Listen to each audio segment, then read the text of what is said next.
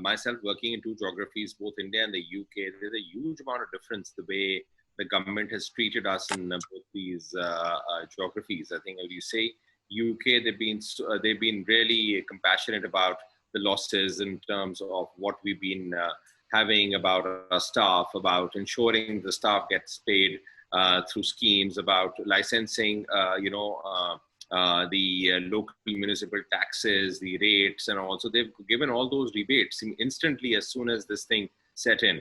Unfortunately, in India, I think even during this lockdown period, I mean, we've had demands coming in from the municipal taxes, this, that, left, right, and center across that. I mean, obviously, people know still that there is no revenue coming into all these hotels, but they are wanting to put that pressure. I think the systems here would need to, I think they have to get streamlined.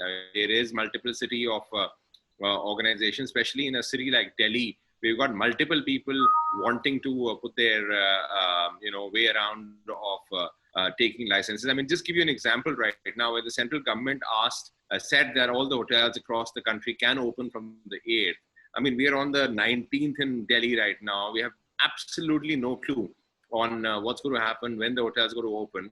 And the irony of the situation is the hotels across the border in Gurgaon, as you rightly said, that you've had a great meal at the Oberoi. I mean, great that the city is open.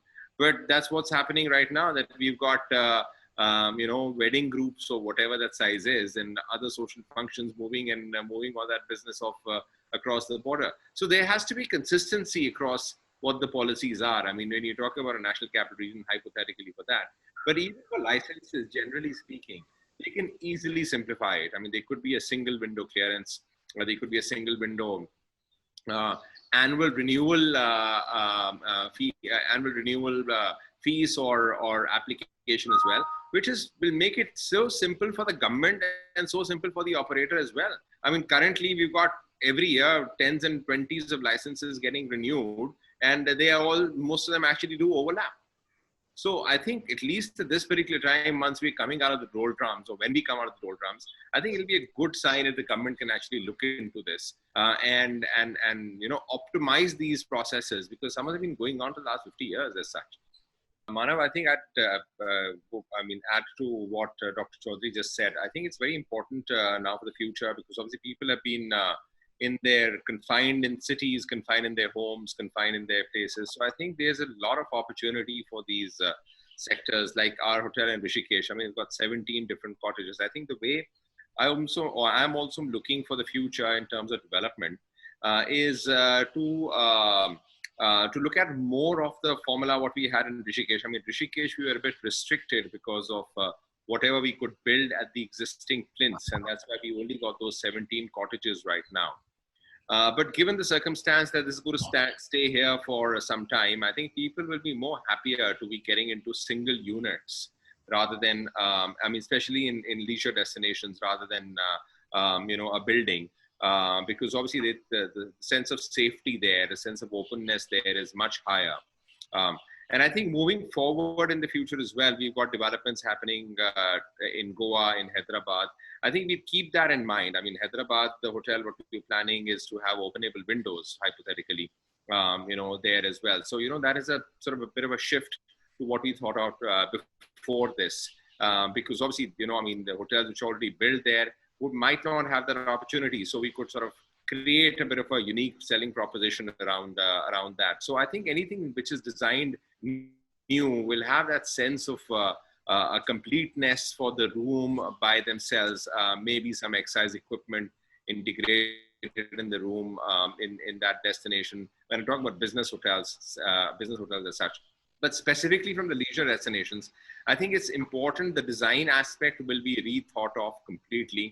And I can safely say that, when we're moving forward, I think the social distancing between the two living units and within the living unit, I think we'd have to work on that in detail to see how more effectively we could do that.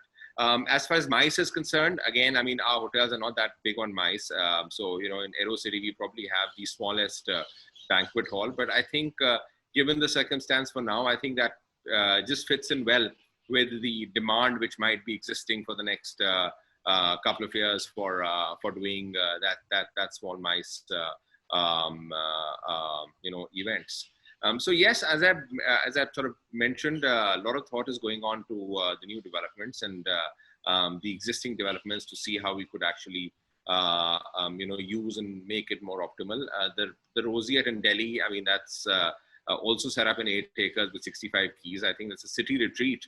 So people might not just want to go out anywhere to any other destination, and we would, they get the opportunity of being out of the city in the city.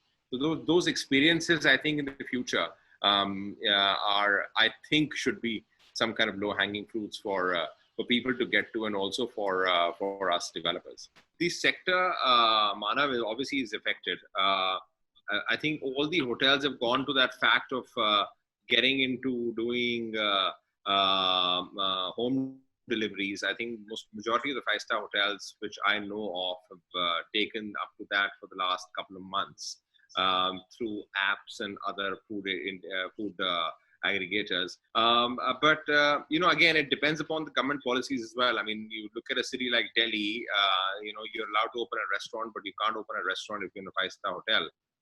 So I think it's a bit of a sort of a, again, coming back to the government policy only for the time being. But I think, having said that, I would, again, as you rightly said, Manav, that we went to Royce 361. Not that we own hotels, but I'd rather be more, mentally safe getting into a hotel than getting into a high street restaurant or within a mall. So I think they're there. And but having said that, I think moving ahead in the future, I mean, those food concepts and the way F&B is looked into, I mean, just to give you a quick one, we moved completely into local produce across our hotels in India and the UK as well. So I think it's more it's supply chain as well as the availability as well. I think that's become extremely important, and I think easy for us to get as well. I mean, we never thought of that, but local produce is something that we're looking at all our restaurants. So I think stuff like that. And again, I mean, people are getting more health conscious as well. So, immunity boosters, and this is a standard part of our would be a standard part of our F&B offering moving forward in the future as well, across all Chini, Kheer, and all the other brands. I mean, when this whole thing started, I'll give you a quick example. When this whole thing started, and of course the AeroCity Hotel started quarantining incoming passengers. I think the first week, again, I thought that I had a disadvantage because of the likes of the Marriott got more traction than we did because of being a brand. But now I think once we got ourselves back into the quarantining space as well, I don't think that we have a disadvantage around that at all. I'll be very frank with you. I think why we would, I think I'm freer to do what my own stuff is now, even with the communication which is going out of Care by Roseate. I'm in by liberty to actually see what exactly I can do with the best practices across our own internal networks of independent hoteliers across the globe through IPO and other channels, of what other people are doing across the board, and bring that across our own hotels. So I don't see, I don't think that I would have wanted to be tied up with a brand right now to see this is what we can communicate, this is what not we can communicate right now. This is what our branding is for being safe. I think I'm in an advantageous position. I personally feel so of doing that with the best practices and the communication and the videos and everything else around that. So I think we've crossed that, Manav, already. I think we've taken that decision in any case that we're building Roseate Hotels and Resorts ourselves. It's a long-term fetch process, but yeah, we are on that now.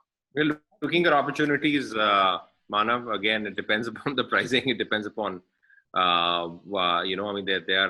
are fabulous deals available here in the UK. So we're looking at opportunities. It all depends upon the deal and the ROIs. I saw a very nice one. I think it's when all people watch. It's called The Night Manager. I don't know whether you've seen it or not. It's a 3-year-old episode on. I think it's on Prime. Must watch it. It's how a night manager actually gets around helping the government, crack a arms dealer. So it's a good one to watch. Right. Sanjay?